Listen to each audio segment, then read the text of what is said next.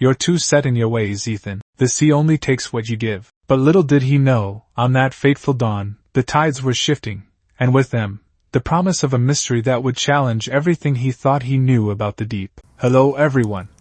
Welcome to Narrative Whispers. Today I'm going to tell you another heartwarming story, so let's dive into it. Ethan Harper had always been a man of the sea. Each dawn, as the first rays of sunlight kissed the rugged coastline of his small fishing town, he would set out in his weathered boat, the Seabird, into the restless Atlantic. The sea was as much a part of him as his own heartbeat, a faithful companion through decades of hardship and quiet triumph. But lately, the deep blue waters had grown strangely silent. The familiar dance of fish beneath the waves had turned into an eerie stillness. It began subtly fewer catches with each successive trip, the nets coming up lighter than usual. At first, Ethan dismissed it as a passing anomaly, a temporary disruption in the cycles of nature. But as weeks turned into months, the absence of fish became undeniable, and an unsettling suspicion crept into his mind. Had something changed beneath the surface? One overcast morning, as a chill wind swept in from the horizon, Ethan set out once more. His hands, roughened by years of hauling nets and battling the elements, worked methodically, casting the line into the muted water. The sea seemed almost barren, as if something had been siphoning its life away. Hours passed with nothing but the quiet hum of the engine and the distant cry of gulls. Frustrated yet determined, Ethan hauled in the net, expecting another disappointing yield. Instead, his callous fingers brushed against something hard and metallic, a cylindrical object that felt completely out of place amidst the natural debris of seaweed and flotsam. Ethan's heart pounded. "What in God's name is this?" he muttered under his breath. He dragged the mysterious cylinder aboard, its surface cold and unyielding. Its design was too refined to be a simple piece of wreckage or old machinery. It exuded an air of deliberate construction. With rough, skeptical eyes, Ethan examined the object, noticing subtle engravings that hinted at technological precision. Unsure of what he had found, Ethan decided it was best to consult someone who might know more. The answer lay not in the local fishing lore but in the expertise of his daughter, Claire. Unlike her father, Claire had traded the simplicity of coastal life for the intricate corridors of naval intelligence. Her career had taken her far from home, into the labyrinth of international affairs and covert operations. Now, with her father's trembling hands and troubled eyes, she sensed that something was amiss. That evening, over a modest dinner in their cluttered kitchen adorned with faded maritime maps and family photographs, Ethan recounted his strange discovery. The clink of cutlery and the low hum of the refrigerator provided a subdued backdrop as he carefully explained how his nets had revealed a metallic cylinder that defied explanation. Claire listened intently, her brow furrowing with concern. "Dad, that doesn't sound like anything ordinary,"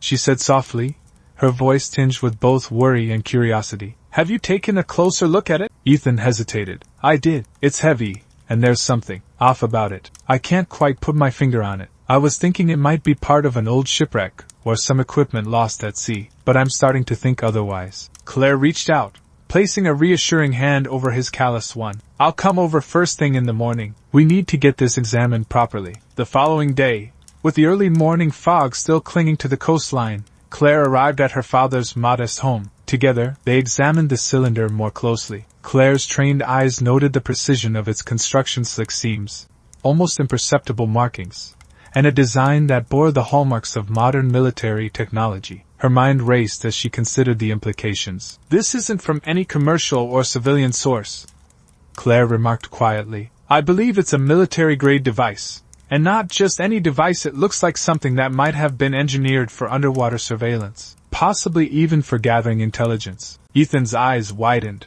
"Intelligence? You mean spying?"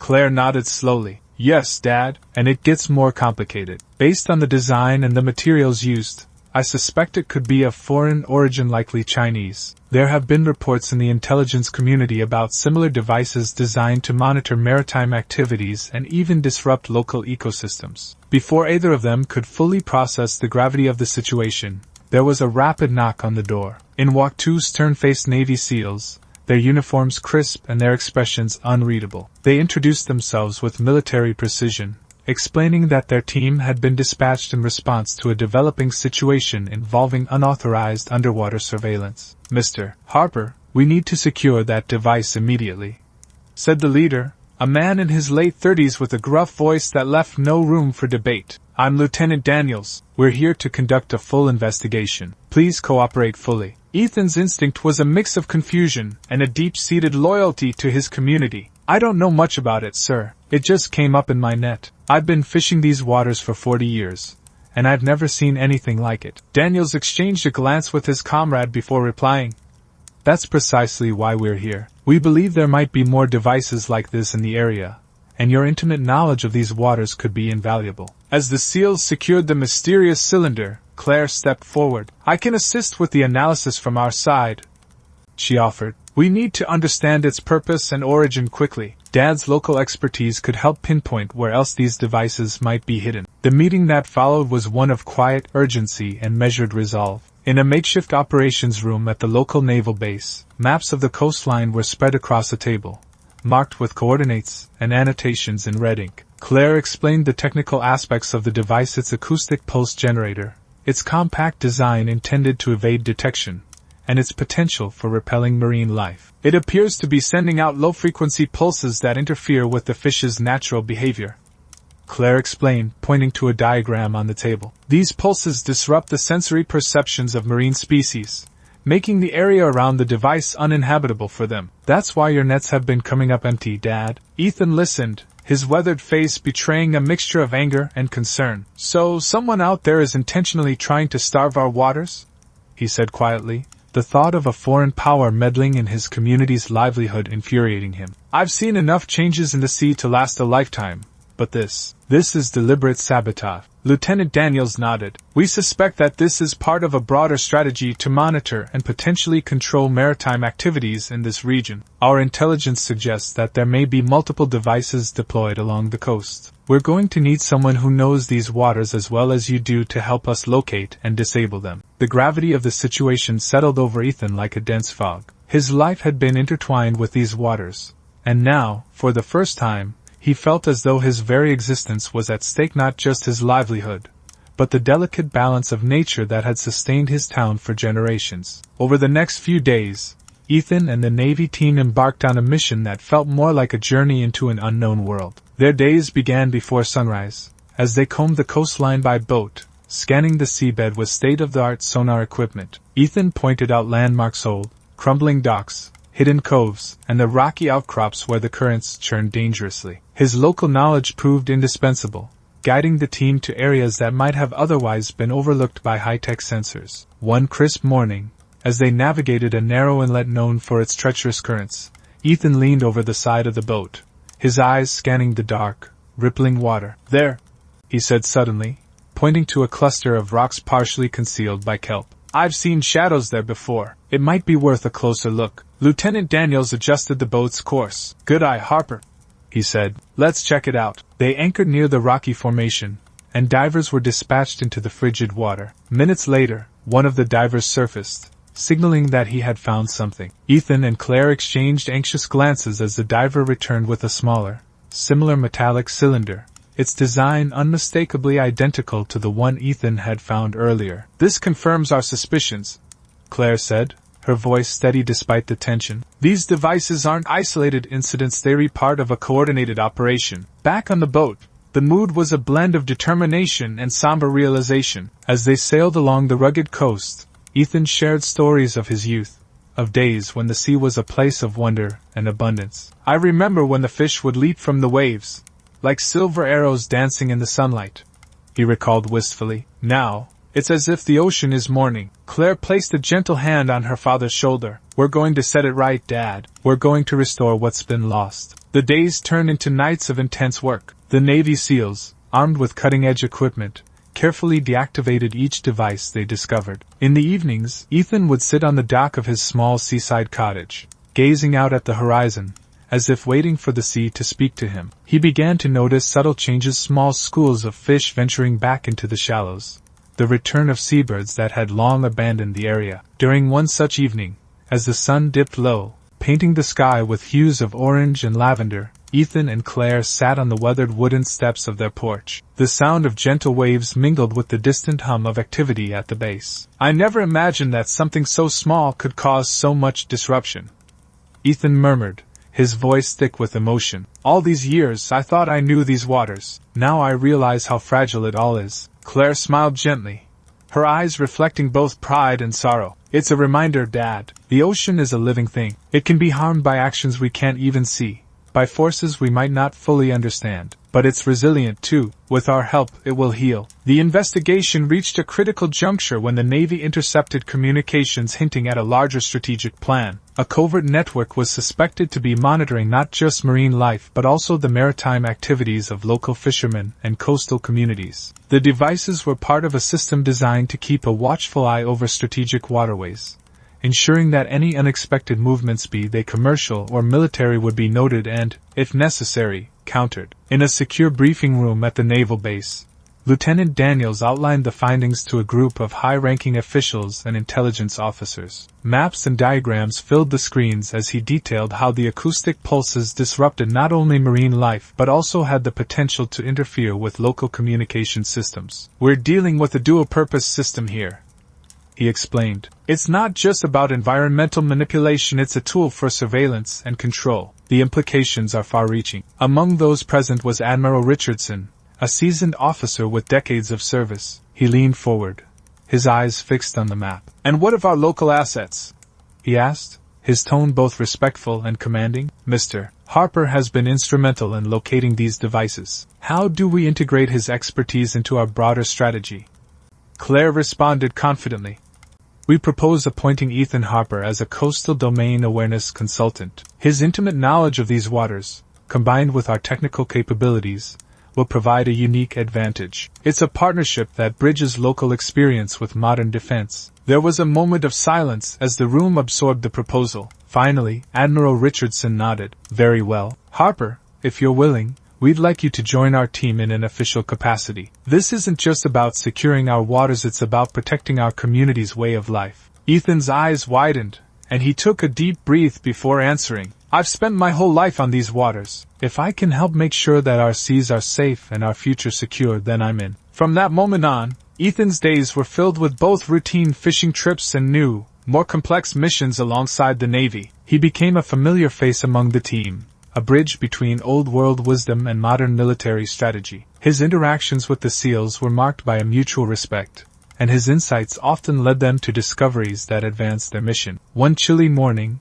as winter threatened to reclaim the coast, Ethan and a young SEAL named Ramirez were aboard the Seabird, their course set for a remote inlet. The radio crackled softly as they navigated through narrow channels where the land pressed in close on either side. Ramirez, who had grown to admire Ethan's quiet determination, spoke up. "Mr. Harper, you really know every nook and cranny of these waters. It's incredible." Ethan chuckled, adjusting his cap against the biting wind. "I've been coming out here since I was a boy. The sea teaches you its secrets if you're willing to listen." Ramirez's eyes shone with admiration. "I wish I had half your experience. Everything we do is guided by technology. But you understand the soul of this place." Ethan paused, looking out over the vast, churning expanse. "Technology has its place. But never forget that the ocean is alive. It isn't just a collection of data points on a screen. It has moods, it has history. And sometimes, it whispers warnings in the quiet moments." Their conversation was interrupted by a sudden alert from the navigation system, a blip near a cluster of underwater ridges that hadn't been checked yet. "Looks like we've got something," Ramirez noted, his voice a mix of excitement and caution. The duo prepared to dive, and as Ethan descended into the cold, dark waters with the aid of modern diving gear, he felt an uncanny sense of déjà vu. The underwater world, with its silent majesty and hidden dangers, reminded him of the very fabric of his life. Down among the rocks and swaying sea grasses, Ethan spotted another metallic glint partially buried in the sand. Carefully, he signaled for Ramirez to come over. Together, they unearthed another device, identical in its alien precision. Back on the boat, with the new find secured and catalogued, Ethan allowed himself a brief moment of reflection. "It's almost as if someone wanted to send a message," he said quietly, almost to himself. "The sea has always been our lifeblood, but now it feels like it's under siege by forces we can't fully grasp." Ramirez nodded, his youthful face etched with concern. "We'll find out who's behind this, Mr. Harper, and we'll make sure the ocean's voice is heard again." Days turned into a flurry of activity as the operation expanded. Coastal patrols increased, and local fishermen, once wary of the sudden military presence, began to offer their own observations. Rumors spread through the community a foreign technology was undermining the marine ecosystem, and by extension, the livelihoods of those who depended on it. In a small town where everyone knew each other by name, fear and suspicion were beginning to seep into everyday conversations. One afternoon, at the local diner where old-timers gathered over steaming cups of coffee, Ethan sat with his longtime friend, Walter. The diner, with its worn-out booths and faded posters of fishing contests long past, was a sanctuary of familiarity. Walter leaned in, speaking in a hushed tone. "Ethan, have you heard? They say it's not just about fish. They're watching us, to our boats, our nets. It's like we're all part of some grand experiment." Ethan sighed, stirring his coffee absent-mindedly. "I've been thinking the same, Walter. I've spent my whole life on these waters, and now it feels like they've become a battleground for powers beyond our control." Walter's eyes narrowed as he whispered, "What will become of our town if this goes on? I've seen enough changes to know that once something like this takes root, it's hard to uproot." Ethan reached out, placing a firm hand on his friend's weathered arm. "We're not powerless. The Navy is here, and Claire is doing everything she can. We have to trust that, in time, the sea will heal." Back at the naval base, as the operation neared its climax, Ethan found himself spending long hours poring over maps and historical charts with military analysts. His first-hand knowledge of the coastline was invaluable, offering insights that no modern sensor or satellite image could match. One evening, while discussing the final phase of the mission with Admiral Richardson and a group of officers, Ethan spoke with a rare passion. "You see these lines on the map?" he asked, his finger tracing the contours of a bay. "I grew up watching these waters. Every inlet, every shoal, has a story. They're not just coordinates. They're memories of the sea. And if you disrupt one, the ripple effect is felt far beyond what you can imagine." Admiral Richardson regarded him thoughtfully. "Your words carry the weight of experience, Mr. Harper. It's clear that your connection to this coast goes deeper than mere livelihood. It's part of who you are." Ethan nodded, his gaze distant. "I'm just a simple fisherman, sir, but these waters have given me everything. I won't stand by and watch them be taken from us." The operation proceeded with careful precision. Over the course of several intense weeks, the combined efforts of local fishermen, Navy SEALs, and intelligence analysts led to the systematic deactivation of the foreign devices. Each removal was a small victory, a reclaiming of the natural order. As the last device was secured and taken away for further analysis, an almost imperceptible change began to ripple through the coastal waters. It started as a trickle. Early one morning, while Ethan was out on a routine fishing trip, his nets came up heavier than they had in months. His hands trembled as he hauled in the catch,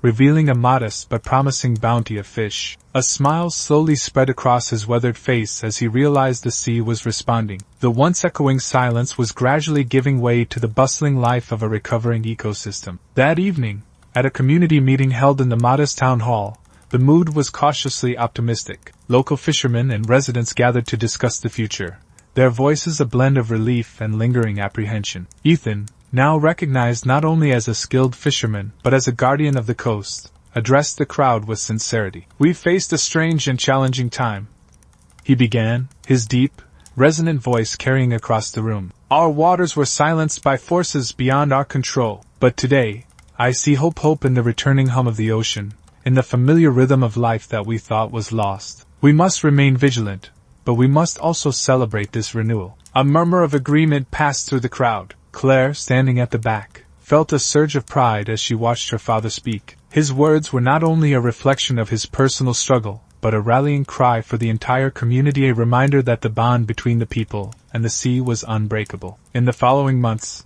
as the devices were dismantled and the sea's natural balance slowly restored, life in the town began to settle into a new rhythm. Ethan's days were now split between the familiar routines of fishing and his new role as a coastal domain awareness consultant. His insights continued to guide the Navy in monitoring the waters, ensuring that any future threats could be swiftly identified and neutralized. Late one summer evening, as the sun dipped below the horizon in a blaze of fiery oranges and purples, Ethan sat on the weathered steps of his porch, a quiet satisfaction settling over him. Claire joined him, and for a moment, they sat in companionable silence, watching as the gentle lapping of waves and the distant calls of seabirds wove a tapestry of sound that was both ancient and ever-renewing. "Dad," Claire said softly, breaking the silence, "you know, I've always admired your connection to this place. It's something that no amount of training or technology could ever replicate." Ethan smiled, his eyes reflecting a mix of contentment and wistfulness. "It's the sea, Claire. She's a part of me,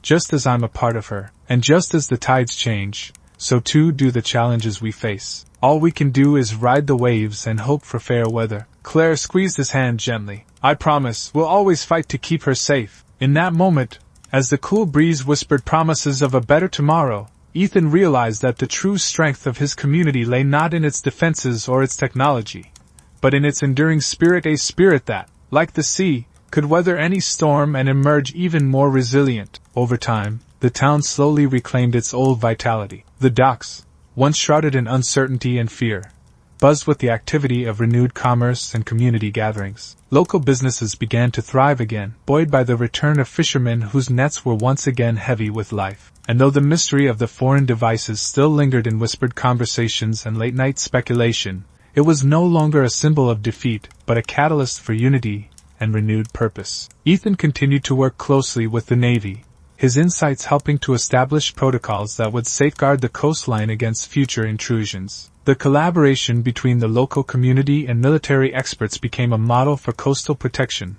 blending traditional knowledge with modern technology. His story was shared at conferences and seminars, a testament to the power of local wisdom in the face of global challenges. One brisk autumn day, as golden leaves danced along the shoreline, Ethan received a call from Admiral Richardson. The Admiral's tone was warm and respectful. "Harper, I wanted to personally thank you for your service. Your expertise has not only saved our coastal ecosystem but has set a new standard for community engagement and national security." Ethan's voice was steady as he replied, "Sir, I've always believed that the sea gives back as much as it takes. I'm just glad I could do my part." Later that week, during a celebratory dinner at the town's modest community center, the atmosphere was charged with both relief and hope. Neighbors gathered, sharing stories of past hardships and future aspirations. Amid the clatter of glasses and the murmur of heartfelt conversations, Ethan and Claire found a quiet moment together. Claire looked at her father with admiration and said,